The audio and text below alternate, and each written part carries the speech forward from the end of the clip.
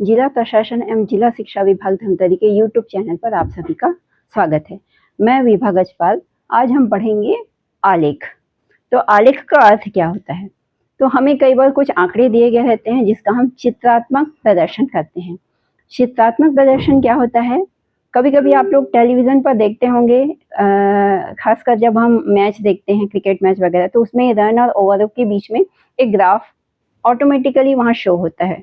तो हम उसको देखते हैं और समझ जाते हैं कि कौन सी टीम का रन अच्छा बन रहा है या किसका कम है। तो ये तुलनात्मक अध्ययन हम कर सकते हैं। तो इसका उपयोग क्या हुआ कि हम इसको चित्र के रूप में यदि प्रदर्शित करें, मतलब आंकड़ों को यदि हम चित्र के रूप में प्रदर्शित करें, तो हम बता सकते हैं कि किस प्रकार से दोनों में कौन सा अच्छा है, कौन सा किस में क्या कमी है, या उनके बीच में हम तुलनात्मक अध्ययन कर सकते हैं। तो इस प्रकार हमारी पाठ्य पुस्तक में कुछ प्रश्न दिए हैं जो हम अभी हल करेंगे।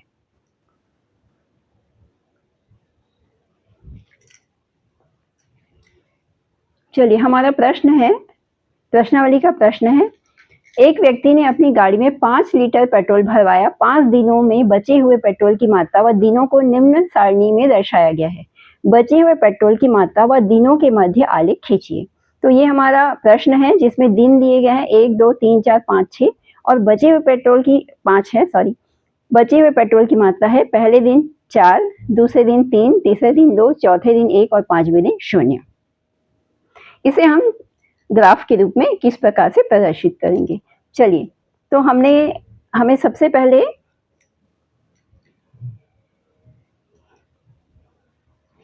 एक हमने ग्राफ बनाया, एक हम ग्राफ पेपर ले सकते हैं, या नहीं है तो हम बोर्ड पर इस प्रकार से बना सकते हैं। हमने अक्षों का निर्माण किया है। पिछली कक्षा हमने अक्षों का निर्माण करना सीखा था, तो हमने ये एक्स अक्ष और वाई अक्ष बना लिया है। हम इन आंकड़ों के माध्यम से हम क्या देखेंगे कि इसमें दिया क्या है। जैसे दिनों की संख्या 1, 2, 3, 4, 5 और बचे हुए पेट्रोल की मात्रा 4, 3, 2, 1, 0। मतलब इन आंकड़ों को देखकर ही हमें अक्ष का निर्माण करना है और उसके अनुसार से हमें इन संख्याओं को लिखना है। तो चूंकि दिन है, दिन को हम एक्स अक्ष में लेंगे और बचे हुए पेट्रोल की मात्रा हम लेंगे वाई अक्ष पर।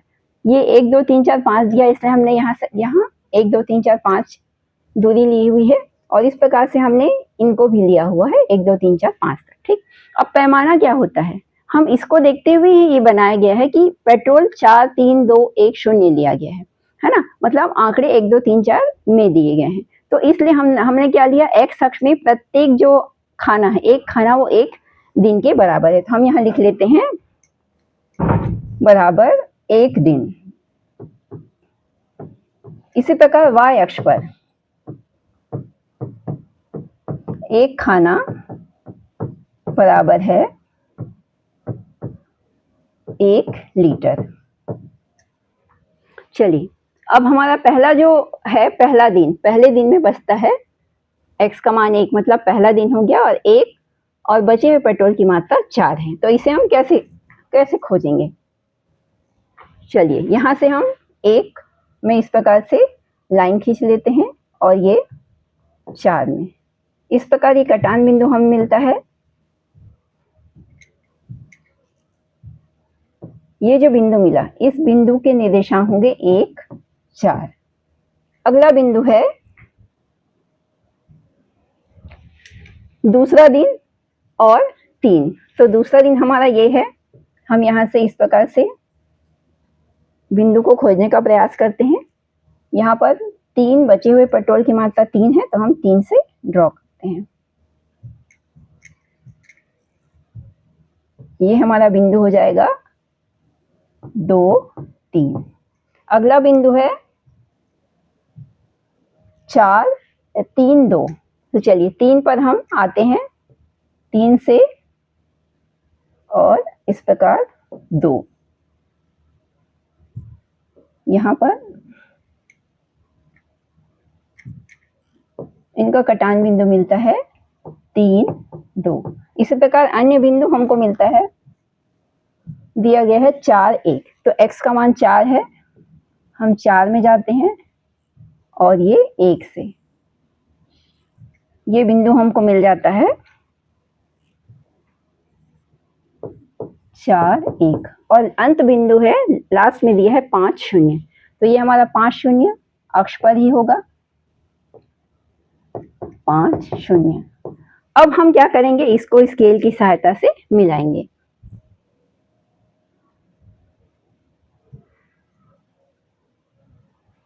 तो इन सभी बिंदुओं को मिलाते हुए हम एक रेखा खींचेंगे जो इस प्रकार से बनेगी। अब आप देख सकते हैं कि ये बिंदुओं को मिलाते हुए एक रेखा खींचते हैं।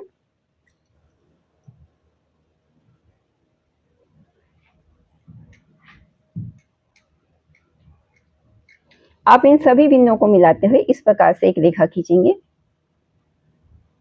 तो हम देखते हैं कि ये जो रेखा बनी है यही हमारा ग्राफ है, जो इस आंकड़ों को ग्राफ के द्वारा प्रदर्शित किया जा सकता है।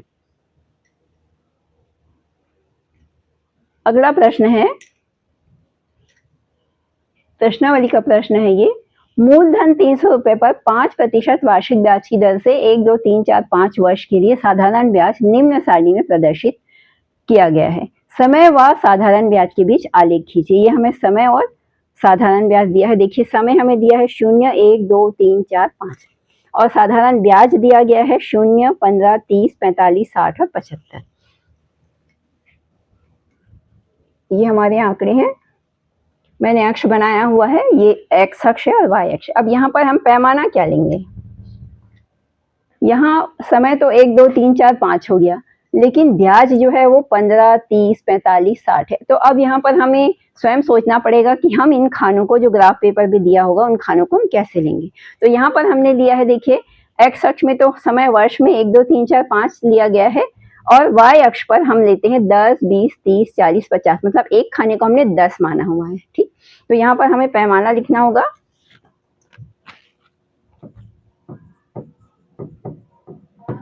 पैमाना एक्स अक्ष पर एक खाना बराबर एक वर्ष, समय को वर्ष में दिया गया है, और वाई अक्ष पर एक खाना बराबर, देखिए हमने एक खाना को 10 माना हुआ है तो मतलब होगा 10 रुपए। चलिए अब हम ग्राफ खींचते हैं। तो सबसे पहले है 0, 0, 0, 0 बिंदु हमें कहाँ मिलेगा, दोनों अक्षों के कटान बिंदु पर। ये पहला बिंदु हमें मिल गया 0, 0। इसके बाद अगला बिंदु होगा 1 और 15, मतलब वर्ष, समय 1 वर्ष है, ये 1 वर्ष है और समय हमारा 1 वर्ष और 15 यहाँ कहीं बीच में मिलेगा, 10 और 20 के बीच में, तो हमें उसमें अंदाजा लगाना होगा। ग्राफ पेपर पे आपको डायरेक्टली मिल जाएगा, ढूंढने की आवश्यकता नहीं होगी। चलिए, तो ये जो बिंदु हमें मिला,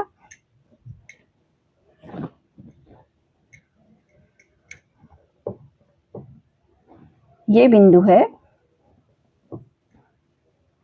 1, 15। अगला है 2, 30। तो समय 2 वर्ष है, हम 2 वर्ष में आते हैं। समय 2 वर्ष और 30 है।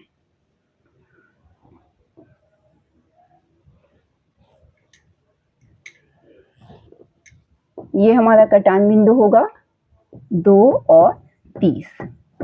अगला बिंदु है देखिए 3, 45। तो 3 हमारा यहाँ पर है, हम इस प्रकार से लाइन खींचेंगे और 45 यहाँ कहीं आएगा।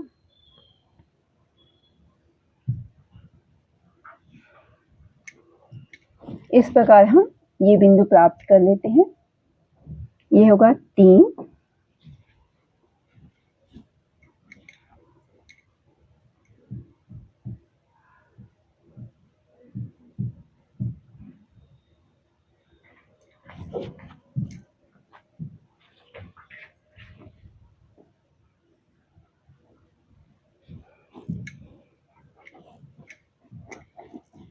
यहाँ मिलेगा हमें 3, 45। अगला बिंदु है 4, 60। 4 वर्ष में 60। चलिए, तो हम 4 में आते हैं।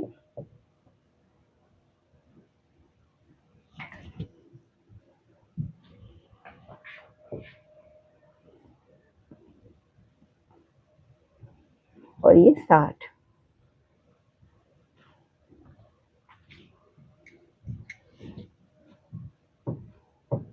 ये मिलेगा 4, 60। और अगला और अंतिम जो दिया गया है वो 5 वर्ष।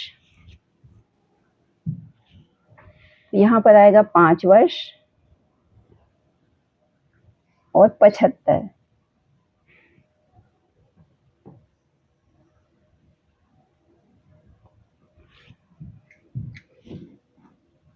ये हमारा बिंदु हो गया 5, 75। चलिए, हमने क्या किया, हमने एक्स अक्ष पर 1 2 3 4 5 6 बिंदु प्राप्त कर लिए। हमने वाई अक्ष पर एक खाने को 10 के बराबर माना, तो 10, 20, 30, 40, 50, 60, 70, 80 तक लिया। अब हमें इन बिंदुओं के हिसाब से, हमें जो दिया गया आंकड़े उसके हिसाब से बिंदुओं को ढूंढना था। समय वर्ष में 0 है, तो सबसे पहले हमें बिंदु मिला 0, 0, 0। उसके बाद हम आते हैं 1, 15, तो हमें 1 में 15 रुपए मिले ब्याज, इसलिए 1, 15 ये दूसरा बिंदु मिला। इसी प्रकार 2 में 30, 3 में 45, 4 में 60 और 5 में 75। इस प्रकार हमने बिंदुओं को प्राप्त किया। अब हम क्या करेंगे, इन बिंदुओं को हम स्केल की सहायता से मिलाएंगे। तो इस प्रकार ये जो रेखा बनी, ये बिल्कुल सीधी रेखा होगी। मैंने स्केल का प्रयोग नहीं किया है, आप स्केल का प्रयोग करेंगे बिल्कुल सीधी रेखा मिलेगी। इस प्रकार हमें ये ग्राफ प्राप्त होता है। अगला प्रश्न है, ये भी प्रश्नावली का प्रश्न है। इनमें से एक ना एक प्रश्न परीक्षा में अवश्य पूछा जाता है। प्रश्न है, एक परिवार में 5 सप्ताह तक उपयोग किए गए प्याज की मात्रा किलोग्राम में निम्न सारणी में दी गई है। सप्ताह एवं उपयोग किए गए प्याज की मात्रा के बीच आलेख खींचिए। तो अब हमारे आंकड़े दिए गए हैं, सप्ताह 1 2 3 4 5 और प्याज की मात्रा किलोग्राम में। तो हम इस प्रकार ग्राफ पेपर पर लाइन खींच लेते हैं, एक्स अक्ष और वाई अक्ष। यहाँ पर कोई समस्या नहीं, क्योंकि 1 2 3 4 5 ही दिया है, तो हमारा पैमाना होगा एक्स अक्ष पर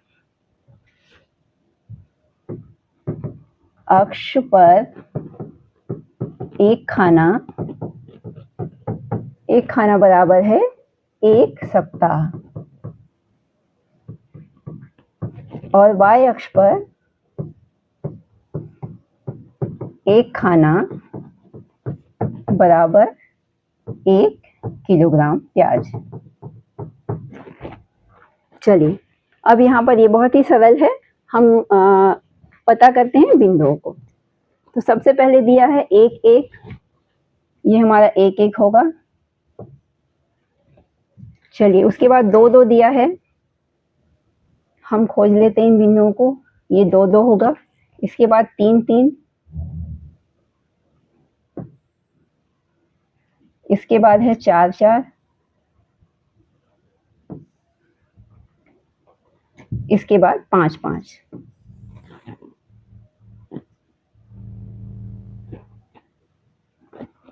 ठीक,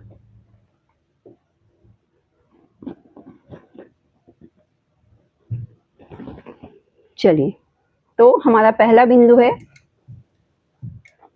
1 1 था, ये पहला बिंदु हमें मिला 1 1।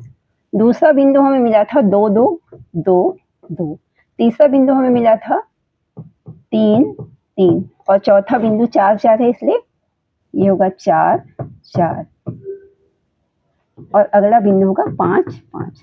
हम सभी बिंदुओं को मिलाते हुए इस प्रकार से रेखा खींचेंगे, एक सीधी रेखा प्राप्त होगी। और